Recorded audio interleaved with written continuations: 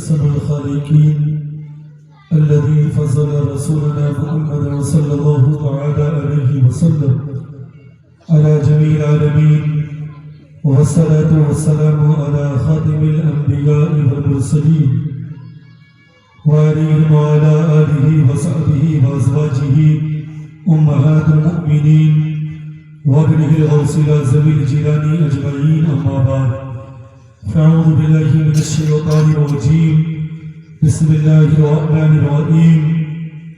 إن الله وملائكته يصلون على النبي يا أيها الذين آمنوا صلوا عليه وسلموا تسليما. وقال النبي صلى الله تعالى عليه وسلم: شعبان والشهر ورمضان والشهر الله.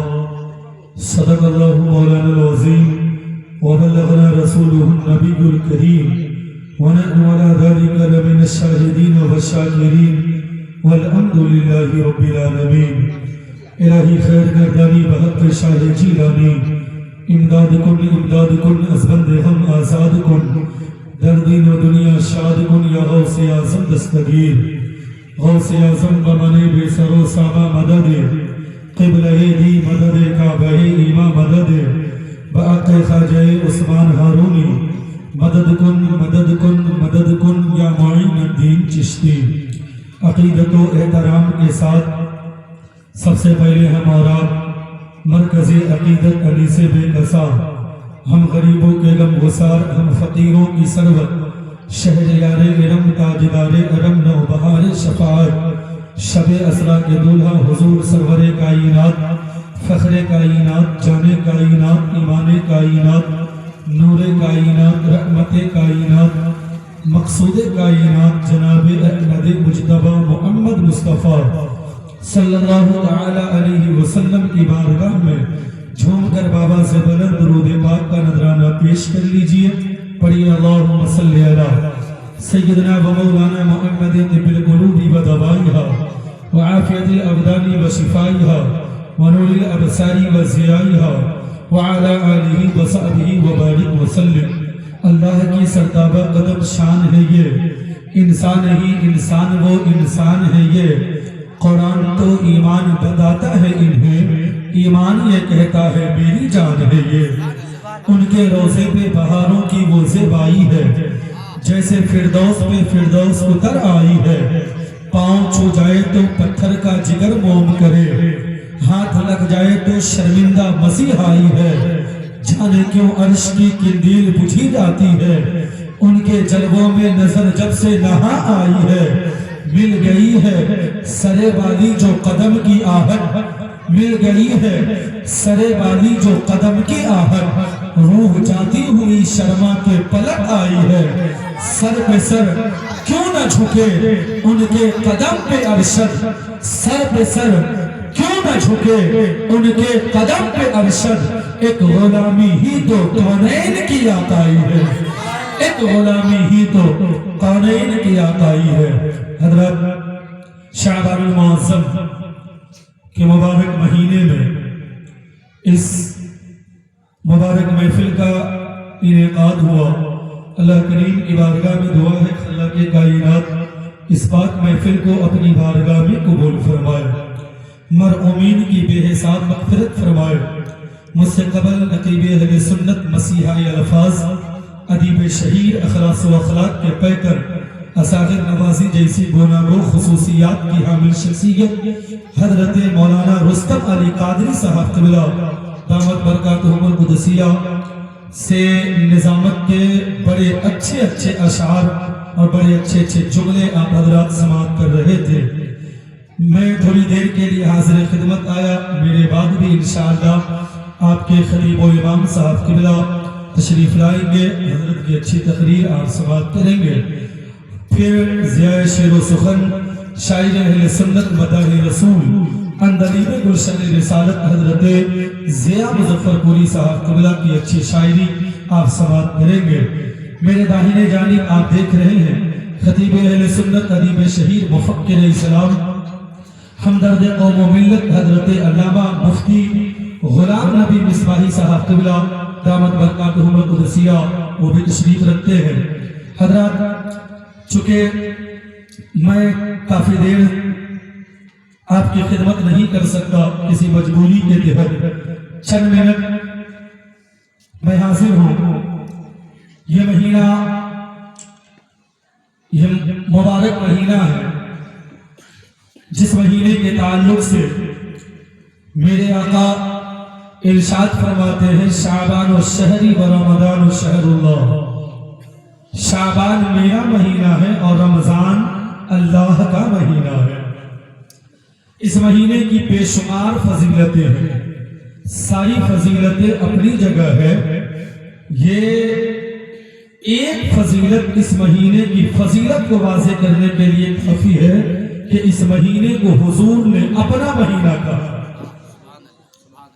میرے دوستو، اس مہینے میں کئی انعامات بھی ہوئے، اسی مہینے میں آیت درود بھی نازل ہوئی۔ خطبہ مسنونہ کے بعد میں نے جس آیت کریمہ کی تلاوت کرنے کا شرف حاصل کیا، اللہ تعالیٰ فرماتا ہے ان اللہ و ملائکتہ یصلون علی النبی یا ایھا الذین آمنوا صلوا علیہ وسلموا تسلیما، بے شک اللہ اور اس کے فرشتے درود و سلام بھیجتے ہیں، اے ایمان والو تم بھی اپنے نبی پر خوب خوب درود و سلام بھیجا کرو۔ میرے دوستو، یہ آیت کریمہ اسی مہینے میں نازل ہوئی ہے، اسی لیے اس مہینے کو درود کا بھی مہینہ کہا جاتا ہے۔ درود کی بہت بڑی فضیلت ہے۔ آقا ارشاد فرماتے ہیں کہ قیامت کے دن جس کو میری قربت چاہیے دنیا میں کثرت کے ساتھ مجھ پر درود پڑھا کر۔ کون عاشق نہیں چاہتا ہے کہ قیامت کے دن ہم حضور کے قریب ہوں، ہمیں بھی حضور کی قربت حاصل ہو جائے؟ کون نہیں چاہتا ہے؟ اور یہ ایک ایسا عمل ہے جس کو اللہ تعالی حکم بھی دیتا ہے اور خود کرتا بھی۔ اور کسی عمل کا اللہ نے حکم دے دیا لیکن کرتا نہیں ہے۔ مثال کے طور پہ اللہ نے کہا نماز پڑھو، نماز قائم کرو، لیکن یہ نہیں کہا کہ میں بھی قائم کرتا ہوں تم بھی قائم کرو۔ اللہ نے کہا روزہ رکھو، لیکن یہ نہیں کہا کہ میں بھی رکھتا ہوں تم بھی رکھا کرو۔ اللہ نے کہا زکات دو، لیکن یہ نہیں کہتا کہ میں بھی نکالتا ہوں میں بھی دیتا ہوں تم بھی دو۔ اللہ نے کہا حج کرو، لیکن یہ نہیں کہا میں بھی کرتا ہوں تم بھی کرو۔ لیکن میرے دوستو، جب باری آتی ہے اپنے محبوب پر درود و سلام پڑھوانے کی تو رب کائنات فرماتا ہے بے شک اللہ اور اس کے فرشتے درود و سلام بھیجتے ہیں، اے ایمان والو تم بھی اپنے نبی پر درود و سلام بھیجا کرو۔ آواز آتی ہے، دنیا ہے ارد گرد، مدینہ ہے بیچ میں، ہر سمت ہے مریض، مسیحا ہے بیچ میں، تحیات رب کے واسطے اپنے لیے کیوں آئے؟ سرکار پہ درود کا تحفہ ہے بیچ میں۔ نعرہ تکبیر، نعرہ رسالت، جشن عید میلاد النبی۔ ماشاءاللہ بہت اچھا۔ میرے دوستو، تو یہ ایک ایسا عمل ہے۔ اچھا، کوئی بھی آپ عمل کیجئے تو اس کے لیے نیت کا درست ہونا ضروری ہے۔ جی اگر نیت اچھی نہ ہو تو پھر قابل قبول نہیں ہے۔ لیکن درود پاک ایک ایسا عمل ہے کہ مومن جس نیت سے پڑھتا ہے، جس مگر میں پڑھتا ہے، اللہ تعالیٰ قبول فرما دیتا ہے۔ ماشاءاللہ، سبحان اللہ، سبحان اللہ۔ درود پاک کی فضیلت سے وہ ہمارا مالک ہو جاتا ہے، اس کی برکتیں بھی اس کو حاصل ہو جاتی ہے۔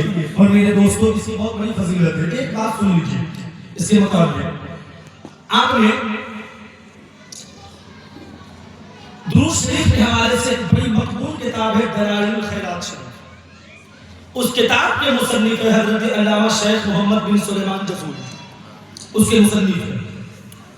آپ وجہ تعلیف لکھتے ہیں، لکھنے کی وجہ بیان کرتے ہیں، اور کیا بیان کرتے ہیں؟ کہتے ہیں میں ایک مرتبہ کنویں کے قریب ہے، وضو کرنا تھا، جب کنویں کے قریب گیا تو پہلے کے زمانے میں ایسا ہوتا بھی تھا کہ ہر جگہ پانی کا انتظام نہیں ہوتا تھا، ہر جگہ کل وغیرہ کا انتظام نہیں رہتا تھا۔ یہ نل اور کل کا معاملہ ابھی آیا ہے، لیکن پہلے کنواں اور تالاب دریا سمندر کا ہی معاملہ تھا، لوگ اسی سے پانی کا استعمال کرتے تھے۔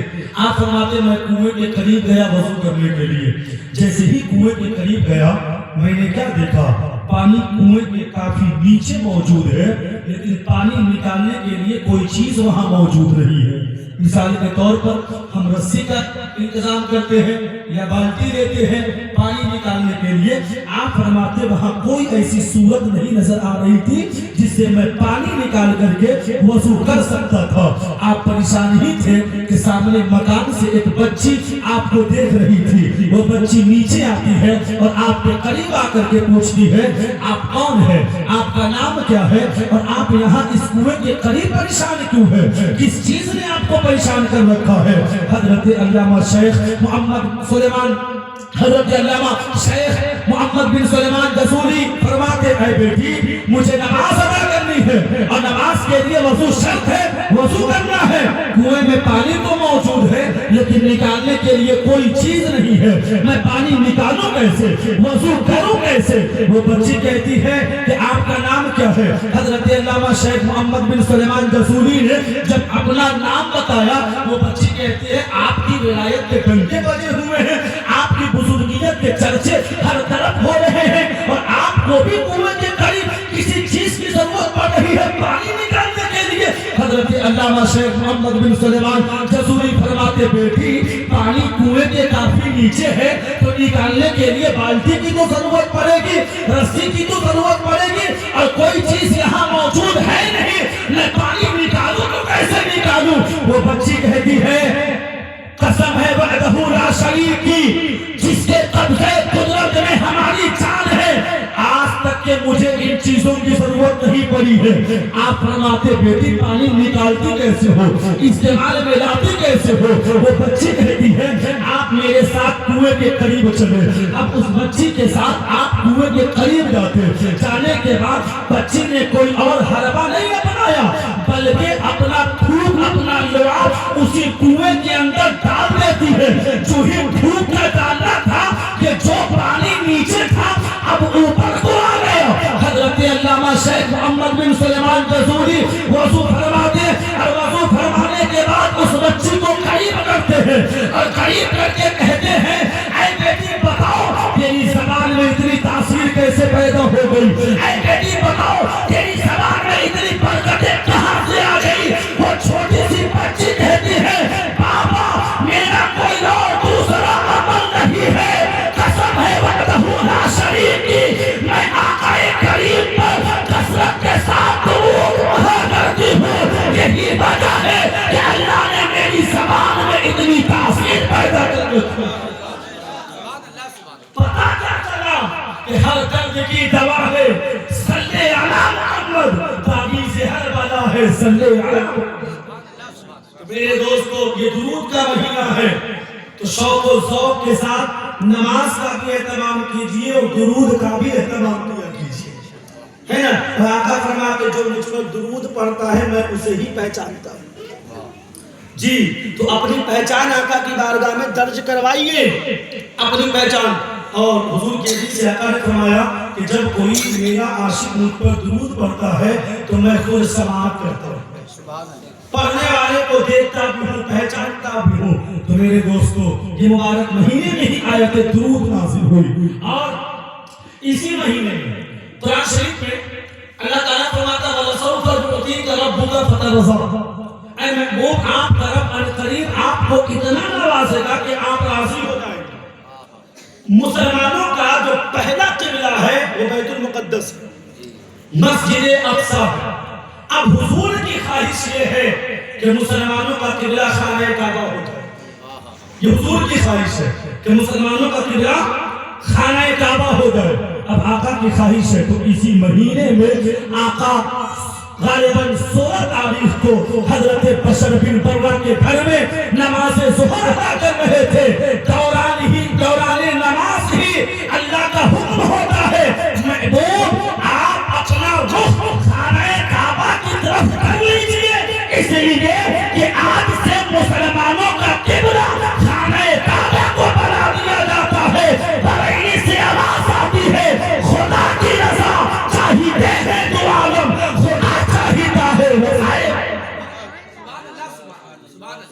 میرے دوستو بہت سارے انعامات آقا اس مہینے میں کثرت کے ساتھ روزہ رکھا کرتے تھے. ہم نے تو صرف یہ ذہن میں بیٹھا لیا ہے کہ 15 شعبان کو ہی روزہ رکھنا.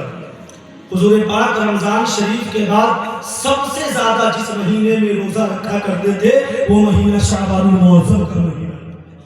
کثرت کے ساتھ حضور کے حدیث میں آقا نے فرمایا جو ابتدائی 3 روزے اور انتہائی 3 روزے مطلب شروع کے 3 روزے اور اخیر کے 3 روزے جو رکھتا ہے اس مہینے میں اللہ تعالیٰ اسے جنتی اونٹ عطا کرے گا.